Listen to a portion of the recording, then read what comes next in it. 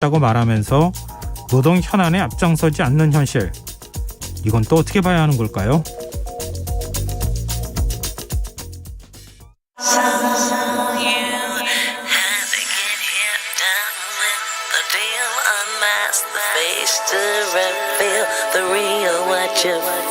You and your everyday situations, all the unnecessary complications. 오늘 밤 당신 안에 꿈틀거리는 지식 충전 본능이 깨어납니다. 여러분의 자유탐구 영역 김성환의 시사야.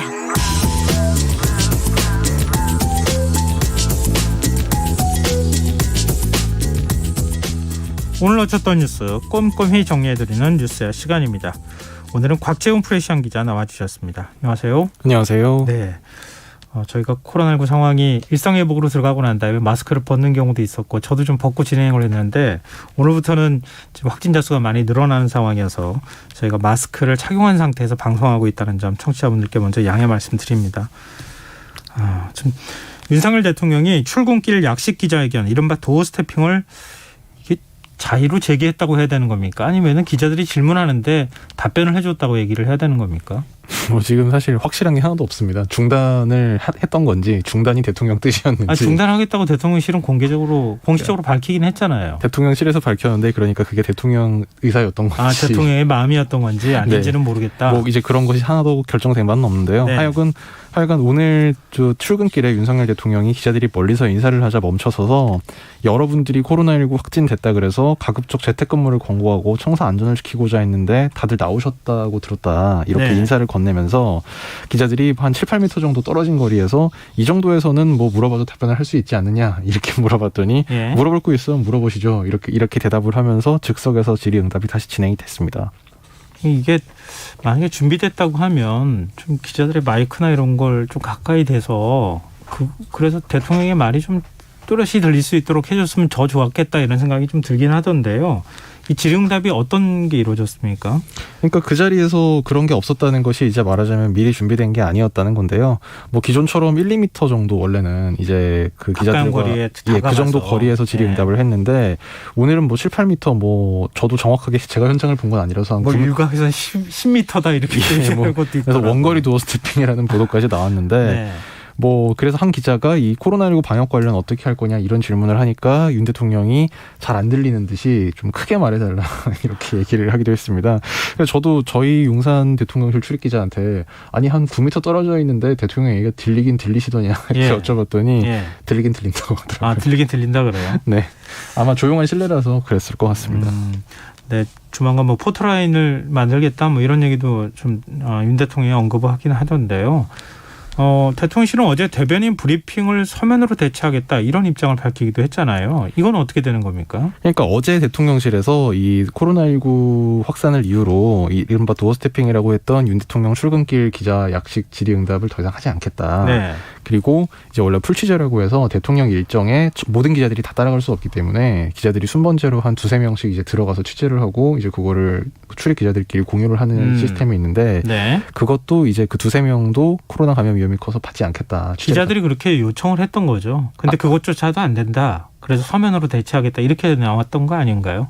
아니요. 원래 풀취재는 이제 이전 정부부터 87년 이후로 계속 이제 풀취재를 했던 거고요. 그게 쭉 들어갔던 거고 다만 이제 그걸 대통령실에서 코로나19 감염 위험이 있으니까 풀취재를 안 들어오게 하겠다라고 얘기를 하고 대신에 이제 대통령실에서 그 대통령 발언 자료 같은 거를 기자들한테 공유를 해주겠다. 이제 이렇게 얘기를 했던 거고 그리고 추가로 대변인이 이제 기자실에 와서 대통령실에서 기자들과 질의응답을 하는 시간이 보통 그 매일 정기적으로 있는데 이것도 서면으로 대체하겠다. 그래서 한마디로 거의 언론에 이제 대통령실에 대한 취재원 적분이 거의 봉쇄가 되다시피 한 게 어제 예고된 상황이었는데 오늘 대통령이 출근길에 이 어제 한마디로 대통령실에서 공지한 내용과 전혀 달리 그 즉석 질의응답을 진행을 해버려서 다소 좀 혼선이 있었습니다. 그래서 이거를 두고 당초에 지지율 하락세 때문에 메시지 관리를 하는 게 아니겠느냐 이런 해석이 나온 것과 관련해서 이제 그런 해석이 나오니까 윤 대통령이 오히려 좀 선제적으로 그게 아니라는 좀 사인을 하기 위해서 오늘 즉석에서 한 게 아니냐 그런 해석까지 나왔습니다. 앞으로 이 원거리 도어 스태핑 계속 하는 거 아니에요? 그렇겠죠? 일단 대통령실에서는요. 예. 이 오늘은 그 사전에 예고 없이 갑자기 이렇게 진행이 된 것이고 예. 이 코로나19 확산 위험 때문에 진행하지 않는다는 입장은 같다. 그리고 이 코로나19 상황이 좀 진정이 되면 다시 도스태핑을 진행을 할 것이다. 이게 한마디로 어제랑 똑같은 입장을 밝혔는데요. 네. 그래서 제가 좀 그 모두에 말씀드렸다시피 이게 대통령 뜻인지 확인이 안 되고 있는 상태라서 내일 출근하는 걸 봐야 될 것 같습니다. 그래요. 저는 그냥 대통령이 이런 의지를 갖고 있으니까 도어스태핑 계속 하는 거겠구나 이렇게 생각했는데 실제로 거기까지도 완전히 정리가 된 건 아니다. 이렇게 좀 이해를 해야 될 것 같은데 아무래도 참모 입장에서도 좀 당황스러울 것 같기도 해요. 그리고 여권 내에서는 어떤 반응이 나오고 있습니까? 그 여권에서는 일단 어쨌든 도어스태핑 중단에 대해서 당장 코로나 위험 때문에 중단을 하는 건 어쩔 수 없다고 치더라도 네. 이제 말하자면 대통령이 언론과의 소통 기회로 지금까지 삼아온 이것이 중단돼서는 안 된다 이런 입장을 공통적으로 좀 그런 인식을 보이고 있고요. 네. 이를테면 국민의힘 성일종 정책위의장 오늘 아침 KBS 라디오 인터뷰에서 도어스태핑을 한 2개월 했으니까 중간 점검을 해서 보완할 부분이 있으면 하고 또 매일 하는 게 어렵다고 하면 횟수를 줄인다든지 해서라도 국민한테 다가갔던 대통령의 진심이 왜곡되지 않기를 바란다. 또 대통령께서도 국민과 직접 소통하려는 노력에 대해서 소홀히 하시지 않을 것이라고 생각한다. 이렇게 그 충고를 했습니다. 네. 나경원 전 원내대표도 오늘 같은 날 라디오 방송 인터뷰에서 이 연구 중단한다면 그 과거 제왕적 대통령제와 달라질 게 없지 않느냐라면서 이 그것을 아예 차단을 한다면 조금 이따 불통 대통령이라고 나올 것이다. 이렇게 경고를 했습니다. 이렇게 뭐 노골적으로 얘기하기는 뭐 그랬겠지만 청와대에서 용산으로 대통령 집무실을 옮긴 거 바로 그 이유가 사실 국민과 소통하겠다고 했던 거잖아요. 나경원 전 원내대표 말에 그게 또 들어가 있지 않나 맥락상으로는. 네, 그 얘기도 했습니다. 아 그래요? 네. 뭐 그런 느낌도 받게 되네요. 자 다음 뉴스로 넘어가 보겠습니다. 윤석열 대통령 오늘 아베 전 총리 분향소를 찾았어요. 네, 윤 대통령은 오늘 오후 종로구 주한 일본대사관 공보문화원에 마련된 아베 신조 전 일본 총리 국내 분향소를 찾아서 조문을 했습니다. 윤 대통령은 조문록에 아시아의 번영과 발전을 위해 헌신한 고 아베 신조 전 총리님의 명복을 기원한다면서 유족과 일본 국민에게도 깊은 위로를 표한다고 적었습니다. 이어 가장 가까운 이웃인 한국과 일본이 앞으로 긴밀히 협력해 나가길 바란다고 덧붙였습니다. 네. 뭐 대통령이 직접 조문한 만큼 정치적 해석이 뒤따를 수밖에 없을 것 같은데요. 이른바 이 조문 외교가 한일 양국의 꼬인 관계를 좀 풀 수 있는 계기가 될 수 있을까요?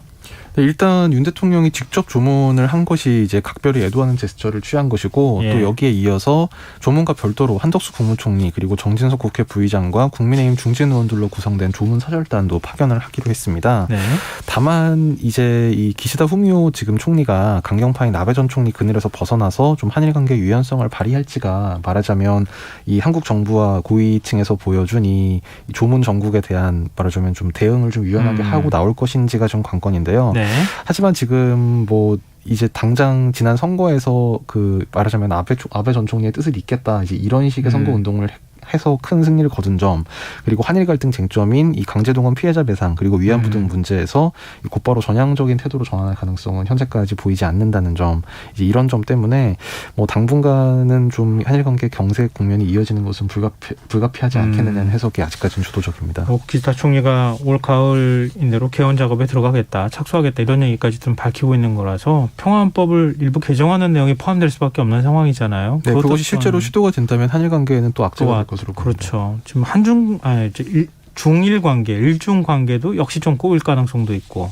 네, 중일 관계는 뭐 지금도 거의 최악을 달리고 있습니다만, 뭐 외신에서 뭐 무슨 아베 전 총리 이제 사망 사고가 있었던 날, 뭐 중국 일부 기업이 무슨 뭐 축하 행사를 벌인다든지 뭐 그런 외신 보도까지 나왔기 때문에요. 네, 상당히 좀 서로 간의 감정이 많이 상하지 않았을까 이런 생각이 드네요. 자, 이제 국회로 시선을 돌려보죠.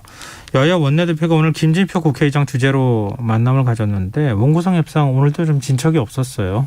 네, 결과적으로 보면 성과가 없었습니다. 다만 뭐 성과라고 할 만한 부분이 있다면 이 여야 원내대표가 재헌절 이전까지 원구성 협상을 마무리 짓자는 부분에서 양당 대표가 일정 부분 공감대를 이뤘다. 양당 원내대변인이 이렇게 발표한 부분이었는데요. 네.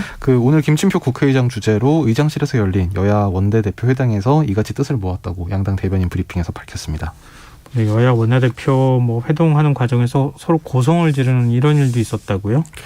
뭐 그간 이제 뭐 각자 여야가 입장을 발표할 때 아주 강력한 입장이었는데 그게 한 자리에 모여서 얘기를 하다 보니까 뭐 파열음이 터진 것 같은데요. 네. 비공개 회동 도중에 이 권성동 원내대표가 민주당이 사과해야 된다 이렇게 목소리를 높이자 박홍근 민주당 원내대표가 약속을 깬 쪽에 사과해야 된다 이렇게 맞받으면서 고성이 지금 의장실 문 밖으로 새어나와서 앞에서 대기하고 있던 기자들 귀에 들리기도 했습니다.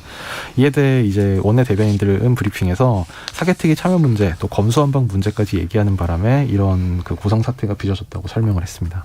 여러분 지금도 말씀하셨지만 지금 원구성 협상의 가장 큰 걸림돌은 사개특위 인적 배분, 그러니까 인원 구성을 어떻게 할 것이냐, 뭐 이런 겁니까? 아니면 어떤 다른 이유도 있는 겁니까? 그렇죠. 이제 그게 가장 크고요. 사개특위 네. 그리고 법사위 문제가 지금까지 계속 핵심 쟁점인 셈이고요. 네. 뭐 조금 진전 내지는 변동이 있었다면 기존까지 국민의힘에서 사개특위를 5대5로 하고 위원장을 국민의힘으로 해야 한다. 이제 이렇게 네. 주장을 하고 있었는데 여기에 네. 대해서 민주당이 오늘 오후 박홍근 원내대표와 기자들과 만나서 국민의힘이 사개특위 5명 명단만 내면 아무 문제가 없다. 그래서 민주당 기존 입장, 그러니까 그 민주당 7명 국민의힘 5명으로 하고 위원장을 민주당이 해야 된다. 네. 이 주장에선 조금 양보할 뜻이 있다는 그 뜻을 이제 시사를 하기도 했습니다. 법사위 체계 자꾸 심사권 폐지 이걸 또 전제 조건으로 일부 걸기도 하던데 하여튼 뭐 협상하는 데 있어서는 여러 가지 이제 조건이 제시가 될 것 같은데 지금 합의한 대로 7월 17일 재헌절 이전까지는 좀 원구성의 합의가 좀 됐으면 좋겠습니다. 그리고 민주당이 인사청문회 없이 임명된 박순애 사회부총리 겸 교육부 장관에 대한 사후 검증을 시작했다. 이런 소식도 들리네요. 네, 그러니까 정부가 이제 국회에 서면으로 질의서를 제출해서 답변을 받을 수 있는 이제 그 절차를 활용한 말하자면 일종의 사후 검증 절차를 민주당이 진행을 한 건데요. 네. 이 민주당 전반기 교육위 위원들이 참여를 해서 오늘 의원과에 서면 질의서를 제출을 했습니다. 이 질의 내용은 이 박순애 장관의 과거 음주운전 이력과 논문 표절 의혹 그리고 장녀의 장학금 수령 의혹 등에 대해서 경위가 어떻게 된 것인지 따져 묻는 내용이었는데요. 장관이 음주운전을 한 사실이 적발된 뒤에 재직 중인 학교에 징계위에 회부된 적이 있는지 또 음주운전을 하게 된 경위와 이 사실에서 불구하고 재판에서 선고유예를 받은 사유가 무엇인지 등을 묻는 질의서였습니다. 네. 자, 지금 여러분께서는 KBS 라디오 김성환의 시사회와 함께하고 계십니다. 계속해서 뉴스야 이어가겠습니다. 오늘 오후 이른바 검수완박 검찰 수사권 축소 법안 처리 과정이 적법했는지를 따지는 헌법재판소의 공개 변론이 열렸어요. 네, 이거 국민의힘 측에서 제출한 이 권한쟁의 심판에 오늘 공개 변론이 있었는데요. 네. 국민의힘 전주혜 의원이 오늘 종로구 헌재 대심판정에서 열린 권한쟁의 심판 공개 변론에 출석해서 9월 효력 발생 예정인 검수완박법은 의회민주주의 원칙과 적법 절차 원칙을 위반했다면서 국민 기본권을 심대하게 침해하는 위헌성과 위법성이 있다 이렇게 주장했고 네. 피청구인 측, 즉 국회의장 측에서는 이 국회 자율권이 폭넓게 인정돼야 한다. 그리고 어떤 이유로 그 민영배 의원이 어떤 이유로 당적을 버렸든지 간에 의원의 정치적 결단이 존중돼야 된다는 취지의 그 방어 변론을 폈습니다. 네. 헌재는 현재 이른바 이 검수완박법과 관련해서 국민의힘과 법무부 검찰이 낸 권한쟁의 심판 청구를 각각 심리 중인데요. 이 입법 과정이 문제이니만큼 이 국회의장 등의 가결 선포 행위를 무효로 해야 된다는 게 이 국민의힘 유상범 전주혜 의원이 지난 4월에 제출한 그 권한쟁의 심판 청구의 요지입니다. 네. 지금 핵심 쟁점은 뭐가 될까요? 지금 일부 좀 나오기도 한 것 같긴 한데. 그러니까 오늘 변론의 최대 쟁점이 이제 검수완박 국면에서 민영배 의원이 민주당을 탈당한 뒤에 무소속으로서 법사위 안건조정위원회에 배치가 됐다. 네. 여기에 대해서 지금 전주혜 의원은 민 의원이 탈당을 한 것은 오로지 안건조정이 야당 몫으로 참여해 여당 손을 들어주기 위한 것으로 생각된다. 그래서 조정위원회가 형해화되고 국회법이 사문화된 것이다. 이렇게 네. 주장을 했습니다. 네. 이에 대해서 이제 민주당 측, 그러니까 피청구인 측 이제 국회의장, 당시 박병석 국회의장 측의 이 변호인은 아까 제가 말씀드린 것처럼 민 의원의 탈당 사유가 무엇인지는 현재 우리가 그 단정을 할 수 없고 또 사유가 무엇이든 간에 그 국회의원의 어떤 당적 선택의 자유 같은 것이 폭넓게 존중돼야 된다는 취지로 방어를 변론을 했고요. 헌재 관계자는 공개 변론 내용을 바탕으로 심리를 계속할 것이고 이 법 시행일 전, 그러니까 9월 10일 전에 선고가 이루어질지 여부 등은 아직 결정되지 않았다고 설명을 했습니다. 네. 이제 정당 얘기도 좀 해보죠. 윤석열 대통령이 국민의힘 권성동 원내대표를 만났다는 보도가 나왔어요. 이게 지난 주말에 만났다는 얘기죠? 네, 오늘 일부 언론에서 이렇게 보도가 됐는데요. 권성동 원내대표도 이제 사실 부인하지 않으면서 사실상 확인이 됐습니다. 네. 윤석열 대통령과 이 권성동 원내대표 그리고 일부 윤한홍 의원 등 친윤계 의원들이 일요일인 지난 10일 서울 모처에서 만나서 저녁을 같이 했다 이제 이런 것으로 알려졌는데요. 네. 권대행은 이 자리에서 당원 당규에 따라서 이준석 대표의 당원권 정지를 당대표 거리가 아니라 사고로 봐야 된다. 그래서 조기 전대를 하는 것은 것은 불가능하고 이 원내대표 직무대행 체제로 가는 것이 맞다. 이런 의견을 이 윤 대통령에게 설명을 하고 이제 설득을 했다고 합니다. 오늘 권 원내대표가 그래서 기자들과 만나는 자리가 있었는데 여기서 만난 게 사실이냐, 뭐 만나서 이제 이런 얘기를 했다는 보도가 있는데 맞느냐, 기자들이 이런 질문을 쏟아내니까 대통령과의 비공개 회동 여부 및 만약 회동했을 경우 어떤 대화를 나눴는지는 비공개를 원칙으로 하고 있다. 이렇게 즉답을 피하면서도 대통령과는 수시로 소통하고 있고 여러 가지 의견도 나누고 있다. 즉 회동 사실을 부인은 하진 않았습니다. 네. 어제 선수별 모임하고 그다음에 의원총회까지 일사천리로 직무대행 체제를 인정하는 모습을 보였잖아요. 네. 이른바 윤석열 대통령의 의중이 좀 전달이 된 건가? 그런 생각이 좀 들긴 하더라고요. 그러니까 이제 뭐 비공개 회의이기 때문에 정확하게 어떤 내용이 오갔는지는 좀 더 취재를 해봐야 되겠습니다만 네. 어제 이제 권성동 원내대표가 어제 최고위원회를 이어서 당 초선 의원, 재선 의원, 중진 의원들과 연달아서 모임을 가졌습니다. 네. 그다음에 의원총회까지 거쳐서 이제 직무대행 체제로 한마디로 거의 의견을 모았고 특히 좀 눈길을 끌었던 거는 그 최고위 내에서 기존에 이준석 대표와 좀 가까운 입장으로 평가를 받았던 정미용 최고위원이라든지 뭐 김용태 청년 최고위원 같은 경우도 네. 일단 이 징계에 대해서 이준석 대표가 그 수용을, 그러니까 징계 효력이 즉시 발생하는 것은 수용을 해야 된다. 네. 징계 내용이 아니라 이 징계 효력이 당장 발생을 한다는 건 수용을 해야 되고 그래서 권성동 원내대표가 직무 대행을 맡아야 된다.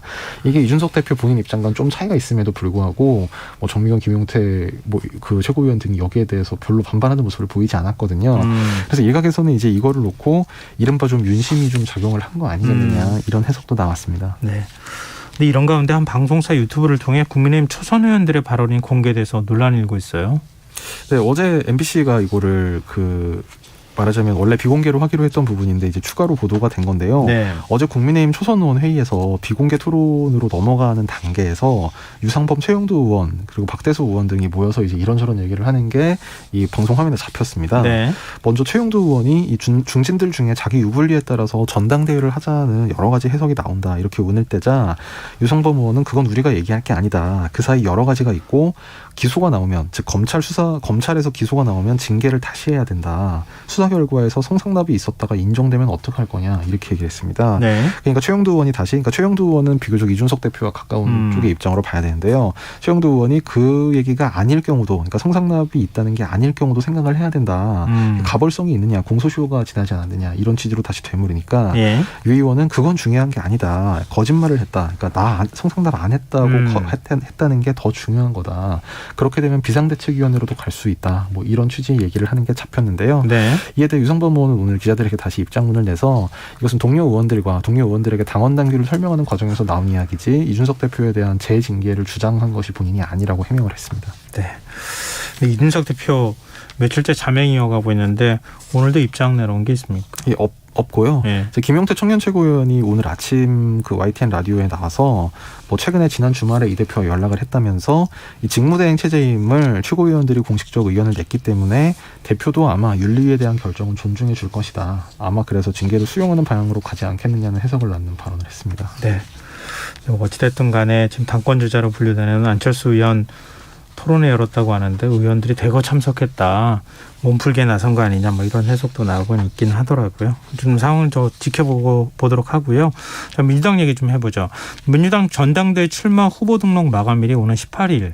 그러니까 17, 18일 이틀 동안 그 후보 등록을 받지 않습니까? 네. 이재명 의원 언제 뭐 후보 등록하는지 출마 선언하는지 이런 얘기는 안 전해지고 있는 거죠? 아직까지 이제 공식적으로는 발표가 되지 않고요. 설왕설래가 오가고 있는데 네. 오늘자 동아일보에서 이 17일 공식 출마 선언을 할 예정이다. 17일을 공식 출격일로 이 의원 측에 점정 결론을 내렸다. 이런 보도를 했습니다. 네. 이게 지난 7일에 저희 프레시안에서 보도를 한 내용인데요. 민주당 관계자가 당시에 이제 저희 기자와 만나서 17일에 이 의원이 출마 선언을 발표할 계획이다. 장소는 물색 중이다. 이런 이야기를 했었습니다. 네. 민주당 전당대회 지금 최고위원들도 잇따라 뭐 출마 선언하고 그러고 있어서 윤영찬 의원, 고민정 의원도 지금 출마 선언한 상황이어서 네, 오늘 했습니다. 예, 그러게요. 점점 열기가 좀 뜨거워지는 것 같습니다. 네, 오늘 뉴스야 여기까지 하겠습니다. 지금까지 곽재훈 프레시안 기자였습니다. 고맙습니다. 감사합니다. 김성환의 시사는 이번 주 청취자 여러분의 마음을 들여다보는 문자 받고 있습니다. 좋아하는 코너가 무엇인지 나의 최애 게스트, 애정하는 연사는 누구인지 인기투표 진행하고 있는데요. 지금 많은 분들이 참여하고 계세요. 5521님, 저의 최애 코너는 수요일 코너 지구생활백서입니다. 베스트 패널은 당연히 윤지루 환경전문 기자죠. 저는 지구과학 교사로서 우리 지구에 관심이 많아 탐구활동 수업도 지속 가능한 환경을 기본으로 하고 있습니다. 이런 의견 주셨습니다. 윤지루 기자께 제가 꼭 얘기 전해드려야겠습니다. 그리고 2828님, 김성환의 시사야. 제가 가장 좋아하는 코너는 금요일에 하는 심야음악다방입니다. 임미영 기자님 말씀이 너무 재미있어요. 한 주의 마무리를 해주시는 코너. 생긴 지는 얼마 되지 않았지만 늘 응원하며 잘 듣고 있습니다. 역시 제가 전해드리도록 하겠습니다. 네, 감사합니다. 계속해서 문자 주십시오. 저희가 청취율 조사 기간에 평소보다 많은 분들께 선물 드리는 거 알고 계시죠? 추첨을 통해 모바일 피자 쿠폰 보내드리도록 하겠습니다. 계속해서 참여하실 문자 번호는 샵 9730이고요. 짧은 문자는 50원, 긴 문자는 100원의 정보 이용료가 부과됩니다. 콩 게시판, KBS 1라디오 유튜브 채널을 통해서도 무료로 참여하실 수 있습니다.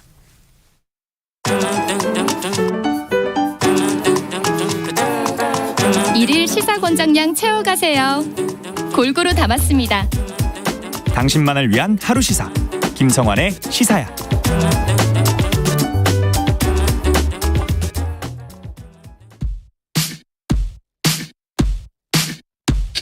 Smooth like butter, like a criminal undercover. Don't pop like trouble, breaking into your heart like that.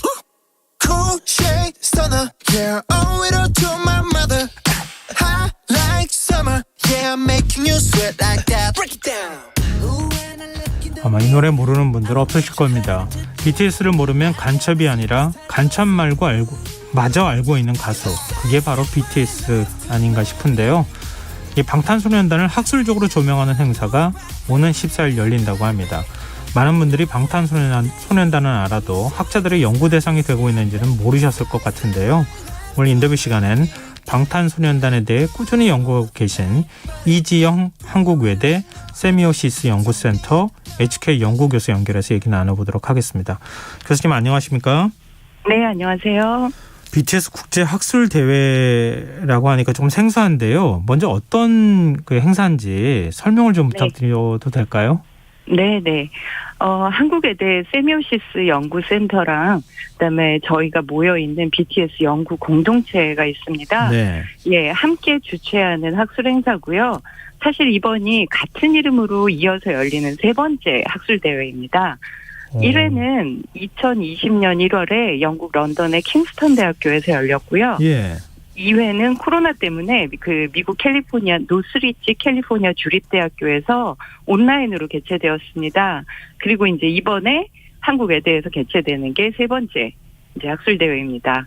그래서 저희가 이제 우리가 방탄 보유국이잖아요. 예. 그래서 영국, 미국에서만 열리게 그냥 두면 좀 그렇지 않느냐. 우리가 한번 좀 제대로 열고 싶다. 이런 생각들로 많은 분들이 모여서 작년 여름부터 준비해서 그 이번 주 수요일에 워크샵 세션들을 시작으로 해서요. 네.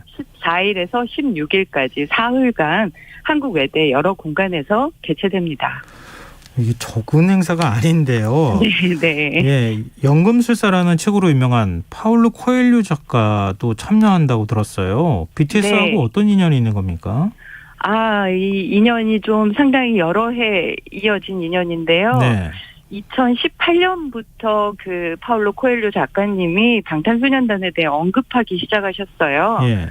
예, 어떤 때는 책을 이렇게 전달해서 번역본을 방탄소년단에게 보낸 적도 있고, 그 다음에 이제 사실 온라인에서 이 방탄소년단에 대한 이런 사이버 불링 같은 것들이 가끔 있을 때가 있습니다. 그래서 그럴 때 이런 얘기를 하셨다고 그래요. 전 세계에서 가장 유명한 BTS를 비난하는 이들에게라고 글을 쓰시면서 그들의 영상을 몇 개라도 본다면 마음이 바뀔 것이다. 라고 이렇게 옹호를 해주시면서 이 방탄소년단이 부당하게 아시아인이라는 이유로 그리고 또 여성 팬이 많은 보이밴드라는 이유로 사실 사람들이 함부로 이런 혐오를 표현할 때가 있거든요.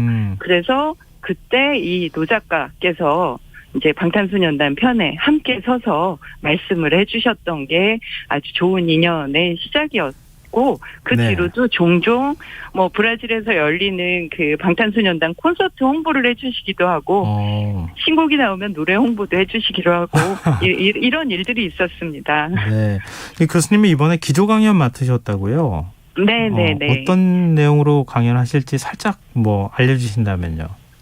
네. 제가 감사하게도 그 영국에서 열렸던 1회에도 기조 발제를 했었는데 예. 이번에도 이제 기조 발제를 맡게 됐는데요. 사실 이 국제 학술 대회 같은 곳에서 한국 출신의 한국 대학에 이 적을 두고 있는 학자가 기조 발제를 하는 일은 사실 굉장히 드문 일입니다.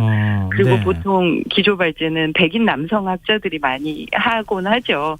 그런데 이게 감사하게도 제가 2018년에 BTS 예술혁명이라는 책을 이제 출판을 했는데 네. 이게 어떻게 보면 처음으로 학문적이고 이론적인 관점에서 BTS 현상에 대해서 접근을 하다 보니까 그 덕분에 기조 발제를 맡게 되었고요. 예. 그다음에 이번 학술 대회 같은 경우는 이제 주된 테마가 코로나19 이후에 도래할 사회에서 살아나가기 위해 우리는 어떤 새로운 휴머니티를 이렇게 찾아갈 것인가라는 게 이제 주된 테마입니다.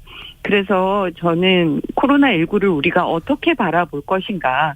예를 들면 이제 코로나19를 과거의 삶과의 단절로 뭔가 새로운 세상이 우리에게 도래하는 것인지 아니면 과거의 불합리와 폭력이 축적이 되어서 나타난 어떤 현상인 것인지 네. 이런 질문을 좀 던지고요. 그에 대한 저의 생각을 조금 밝히면서 이 방탄소년단의 메시지 그리고 그 메시지를 세상에 구현하고 있는 팬덤 아미가 함께 머리를 맞대고 이 새로운 휴머니티가 도대체 무엇일까? 왜 우리가 이들과 함께 찾으려고 하는가에 대해서 이야기하려고 합니다. 방탄소년단이 구축한 세계를 마치 천체물리학자가 우주를 설명하듯이 말씀해 주시는 것 같아서 이게 학술적으로도 이렇게 접근이 가능하구나 이런 생각이 드는데요. 네. 대중적인 이렇게 아티스트를 두고 정기학술대회가 특히 국제행사가 이렇게 열리는 경우가 종종 있습니까? 그러니까 예를 들면 K-팝 산업 일반이라든가 뭐 그런 데에 대해서는 여기저기서 아주 많이 열리고 있어요. 그러니까 한국학이라든가 한류 연구라든가 미디어 연구를 하는 곳들에서는 계속 열려오고 있었는데 사실 단일 대중 아티스트에 대해서 한 명만 이렇게 다루는 경우는 매우 흔치 않은 일이기는 합니다. 제가 알기로는 영국 리버풀 대학교에서 그 비틀즈 연구라는 학술 저널을 펼쳐내고 있는데 이거 이외에는 사실 이렇게 단일 대중 아티스트를 중심으로 한 학술 대회나 아니면 학술 저널이 있는 거는 저도 아직은 별로 못 봤죠. 네. 네네. 근데 지금 학술대회 발표하겠다고 지원한 분들도 꽤 많다고 들었거든요. 네네. 학자들이 이렇게 관심을 많이 보입니까? 네. 요번 같은 경우에 제가 다 일일이 세봤는데요. 25개국에서 200명이 넘는 분들이 지원을 했습니다. 그래요? 예. 근데 시간도 그렇고 장소도 그렇고 우리가 다 어떻게 할 수가 없기 때문에 이제 발표 개수는 대략 한 100개 미만으로 선택을 할 수밖에 없었고요. 아쉽지만. 그리고 이제 이 발표 하나에 공동 연구로 여러 명이 같이 발표를 하는 경우가 많아서 이 온오프라인 발표자 참석자 수가 전체가 165명 정도 되고요. 그다음에 더 놀라운 거는 이 학술 대회에 참관해서 그들의 이야기를 듣겠다라고 그 사전 등록을 한 일반 청중분들이 3일 합계로 350명 정도가 되세요. 그러니까 합치면 지금 거의 한 500명 정도가 모여서 이렇게 이 학술 대회를 진행을 하게 되었고요. 그리고 일반 분들께서는 아니 무슨 대중 가수 가지고 이렇게 공부까지 하나 이렇게 생각하시겠지만 국내외를 막론하고 석박사 학위 논문들의 숫자가 셀 수 없을 만큼 많고 연구 논문들의 숫자도 정말 매달 생산되고 있을 정도로 지금은 굉장히 많은 분들이 다양한 영역에서 연구를 하고 계십니다. 그렇군요. 저희가 전혀 생각하지 못했던 세계에 대한 얘기를 들려주고 계시는데요. 교수님도 어떻게 BTS를 연구 대상으로 보게 되셨는지도 궁금하거든요. 혹시 아미세요? 네, 아미입니다. 그럼 팬심에서 시작한 건가요?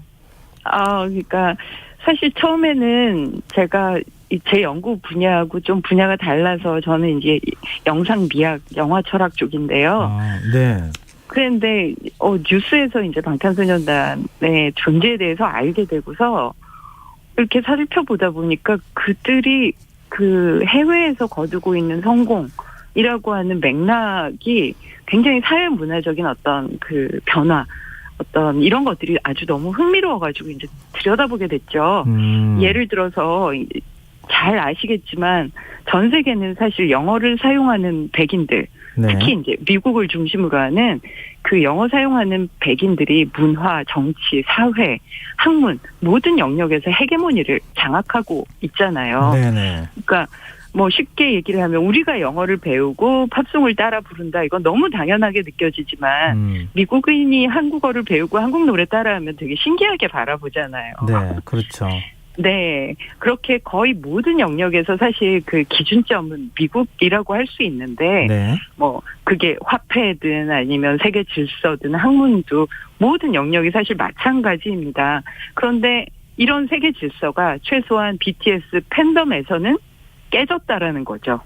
그래서 그 점이 사실 너무 짜릿하고 흥미로워서 이렇게 들여다보기 시작을 했고 예. 보다 보니까 이제 저도 아미가 되었죠.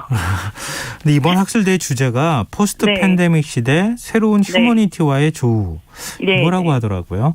네. 포스트 팬데믹 시대하고 BTS 그리고 휴머니티 이거 어떤 네. 관련이 있습니까?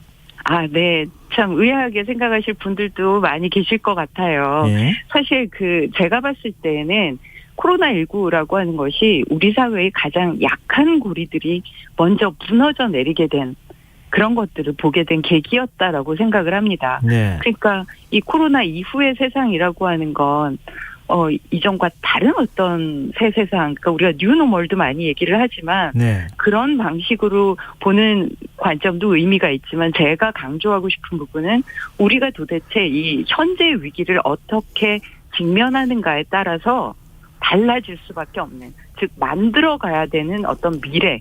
이게 BTS의 최근 신곡 제목이 Yet to Come이거든요. 그러니까 아직 오지 않은 네. 이 미래를 우리가 어떻게 만들어가느냐에 따라서 코로나19가 달라질 거라고 생각을 하는데요. 네. 그러면 그동안 축적되어 온 현재의 위기를 우리가 어떻게 대면하는가라고 하는 이 주제들은 지난번 유엔에서도 의제로 삼았던 지속 가능 발전 목표들하고 네. 무관하지 않다라고 생각이 듭니다. 예. 그래서 이 흥미로운 게 전 세계에서 이 아미들 같은 경우는 팬덤은 방탄을 좋아하고 응원하고 하는 것은 뭐 당연히 하지만 그것 이외에도 굉장히 많은 활동들을 하고 있는 걸 아마 많이 들어보셨을 것 같은데요. 예. 이들이 실천하고 있는 것들을 보면 이런 실천들 속에서 이제 우리가 직면해야 할 이 코로나 시기의 진짜 위기들이 무엇인지를 우리가 살펴볼 수 있을 것 같고 그다음에 실천하고 있었던 그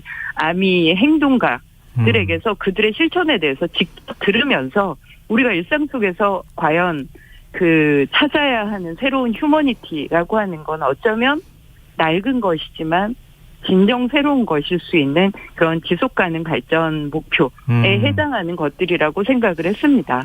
그래서 예. 이 포커스 세션이라고 이제 14일에 있는데요. 이 아미 활동가들을 직접 모셨어요. 그래서 이제 직접 자신들이 어떤 활동을 하는지를 이제 소개를 해주실 건데, 네. 첫 번째 분 같은 경우에 이 농인들의 접근성에 대해서 활동하고 계시는 한국 농인 아미인 한국농아동교육연구소의 대표 안정선 선생님이 이 발표를 하시게 되고요. 그다음에 네. 두 번째 연사는 아마존이 몇 년 전에 화재로 불탔던 일 아마 기억하실 텐데 네네. 그 이후에 이제 브라질 아미들이 단체를 만들어서 환경 운동을 하기 시작을 했고요.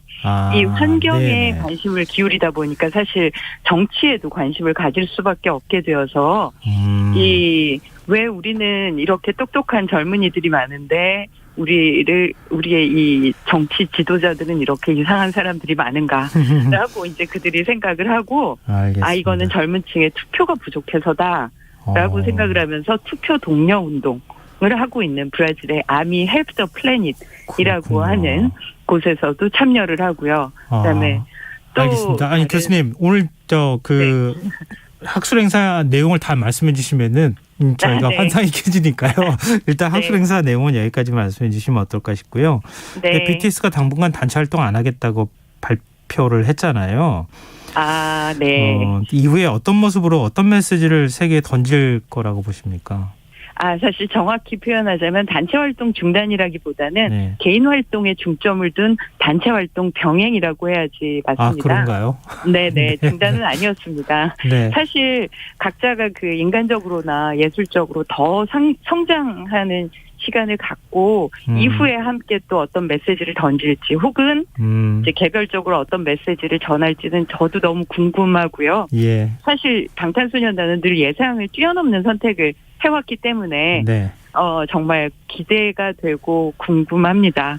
예, 어떤 식으로 어떤 활동을 이후에 펼쳐가게 될지는 사실 저도 모르고요. 네, 그저 기대하고 알겠습니다. 응원하는 마음으로 기다리면 되지 않을까 싶습니다. 말씀 듣다 보니까 시간이 짧다. 정말 할 얘기가 많으시구나 이런 생각을 다시 한번 하게 되는데요. 국제학술행사 잘 무사히 마치셨으면 좋겠습니다. 오늘 말씀은 여기까지 듣겠습니다. 고맙습니다. 네, 감사합니다. 네, 지금까지 이지영 한국외대 HK 연구교수였습니다.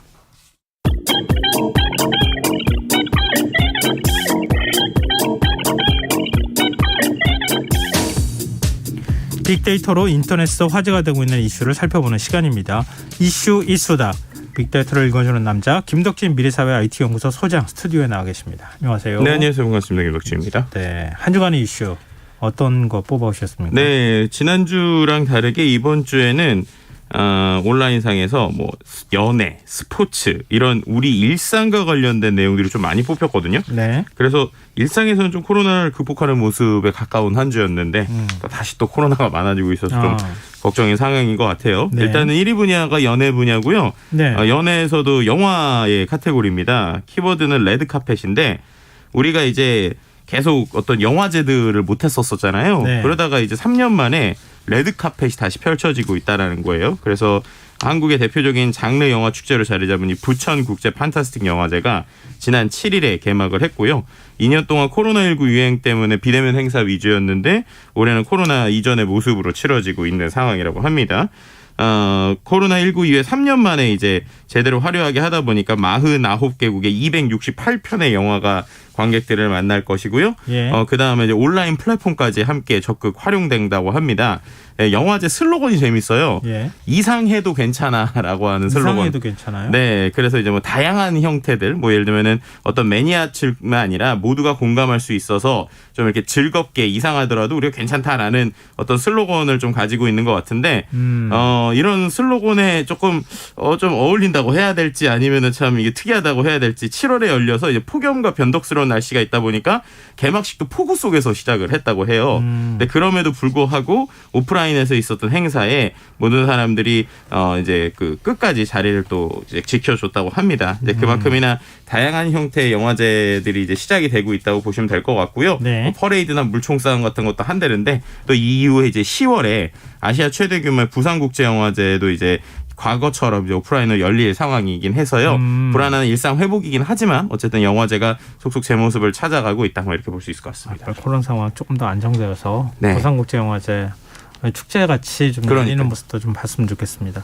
근데 영화 분야에서 또 키워드가 하나 있다면서요? 네, 맞습니다. 이제 토르라고 하는 키워드가 나온 건데요. 이제 마블의 어떤 브랜드 중에 하나죠. 이제 캐릭터 중에 하나인데 토르 영화가 나왔는데 그 이번에 개봉 첫 주말에 박스오피스 정상에 올랐는데 예. 중요한 건 이제 주말 사흘간 이 영화에만 118만 4,510명이 모였다는 거예요. 그 외에 다른 영화죠. 우리가 알고 있는 지금 이제 탑건 매버릭 같은 경우에도 이미 예. 누적 관객 수 465만. 또 헤어질 결심 이제 박찬욱 감독의 수상작이죠. 20만 명 이상을 모아서 총 88만 명이 지금까지 봤는데 이런 숫자만 보더라도 이제 과거에 한창 이제 우리가 영화관 많이 갈 때 그 네. 정도 이제 숫자가 거의 나오고 있다라는 게 이제 중요한 것 같아요. 올 첫 천만 영화인 범죄도시 2도 누적 관객이 1258만 명을 넘어섰고 이번 주말에만 극장을 찾은 전체 관객 수가 241만 9,239명으로 집계됐다고 합니다. 네. 그 전주인 197만 명보다 많아졌는데요. 그만큼 많은 사람들이 이제 다시 극장에도 돌아오고 있고 다양한 콘텐츠들도 이제 이른바 블록버스터 명작들이 코로나 때문에 계속 어떤 개봉들이 밀리고 있었는데 이런 것들도 전 세계적으로 좀 다시 돌아오고 있는 상황이다. 뭐 이렇게 설명드릴 수 있을 것 같습니다. 지금 말씀하신 영화 중에 혹시 영화관 가서 보신 거 있으세요? 저는 아직 없습니다. 근데 탑건을 지금 너무 보고 싶어가지고 와이프를 엄청 꼬시고 있어요. 혼자 가기 싫어가지고. 저는 본 영화가 있는데. 뭐 보셨나요? 네, 말씀드리진 않겠습니다. 보죠. 네. 자, 2위 주제 어떤 분야에서 나왔습니까? 네, 2위는 스포츠 분야고요. 키워드는 입국입니다. 예, 어떤 내용이냐? 토트넘이 드디어 이제 방한을 한 것이죠. 한국에 이제 입국을 하는 것인데요. 지난 11일 서울 월드컵 경기장에서 손흥민 선수와 함께 이 토트넘 선수들이 이제 훈련 모습을 이제 일반인들에게 오픈을 했었어요. 네. 그래서 많은 사람들이 이제 오게 된 건데 토트넘 선수들이 이제 10일 날 입국하자마자 고양 종합 운동장에서 간단히 몸을 풀었고 예. 그리고 11일에는 어떤 이제 그 자신들의 훈련 모습을 전체적으로 공개를 했습니다. 실제로 이제 처음에는 막 응원도 하니까 되게 웃고 즐기다가 본격적인 훈련이 시작되니까 거의 뭐 실전을 방불케 하는 엄청난 하드 트레이닝을 해가지고 이게 뭐 언론에서도 좀 화제가 되기도 했고요. 네. 1시간 이상 또 이제 원래 오픈 트레이닝이 1시간 정도만 보여주는 것으로 예정이 돼 있었는데 많은 사람들이 관심을 받다 보니까 1시간 55분 그리고 거의 2시간 정도를 이제 많은 사람들에게 보여주기도 했습니다. 팬 서비스도 굉장히 좋았네요. 네, 그러니까요. 네. 그리고 또 이제 훈련에 앞서서 어린이 축구 팬을 만나기도 했었는데 네. 이제 9세에서 12세 어린이 44명을 대상으로 토트넘의 그 풋볼 디벨롭먼트 소속의 이제 코치들이 나와서 이제 토트넘에서 하는 유스 클리닉 그러니까는 어린 아이들을 위한 클리닉을 또 50분 동안 진행을 하기도 했고요. 네. 이런 관심을 갖는 상황에서 이제 13일이죠. 내일 이제 오후 8시 서울 월드컵 경기장에서 팀 K리그와 1차전을 치르고요. 또 사흘 뒤 16일에 오후 8시에 수원 월드컵 경기장에서 세비야와 2차전을 갖게 되기 때문에 지금 실은 저희 집이 이제 월드컵 경기장 바로 앞인데 그래요? 오늘도 벌써 막 북적북적 하더라고요. 그러니까 일반인들 분들께서 도대체 이제 손흥민 선수가 어떻게 나올까에 대한 관심 때문에 벌써 좀 시끌시끌한 모습들을 좀 볼 수 있었습니다. 최근에 월드컵 경기장 가보셨어요? 저 월드컵 경기장 저희 집 바로 앞이니까. 아니 그러니까 그 경기장에 가서 경기 보셨어요? 네, 저는 이제 이제 FC 서울 축구를 이제 종종 잘 보고 있습니다. 네. 네. 오늘 자꾸 이렇게 청문회처럼 자꾸 물어보시네요. 저 축구를 잘 보고 있고요. 네. 또 다른 축구 키워드 하나 있는데 수원 FC라고 최근에 이승우 선수가 이제 다시 한국에 복귀를 해서 아주 지금 화제이거든요. 근데 이번에 수원 FC라는 키워드가 나온 이유가 11일에 동아시안컵에 나설 남자 국가대표팀 명단 26명을 발표했습니다. 근데 이게 피파 의무 차출 경기가 아니라서 유럽파 선수들이 없고 젊은 피들이 많이 뽑혀서 새로 뽑힌 선수가 상당히 많았거든요. 네. 그런데 말씀드린 이승우 선수는 이번에 벤투호에 승선하지 못했고 이제 같은 수원 FC인데 지난해 수원 FC에서 프로 데뷔를 한 이기영 그러니까 미드필더인 이기혁 선수는 오히려 팀에서 주전이 아닌데도 이번에 또 국대로도 이제 파격적으로 선발되는 모습을 보여줬거든요. 예. 그래서 뭐 이런 것들이 과연 향후에 있을 어떠한 그 국제전에서 어떠한 변화를 일으킬 것인지에 대한 관심들도 상당히 뜨거워지는 상황이라고 볼 수 있을 것 같습니다. 예전에 히딩크 감독도 우리 잘 몰랐던 선수도 발탁해가지고 그렇죠. 월드스타를 만들기도 하고 그랬었잖아요. 네. 좀 어떤 결과로 이어질지 지켜보면 어떨까 싶고요.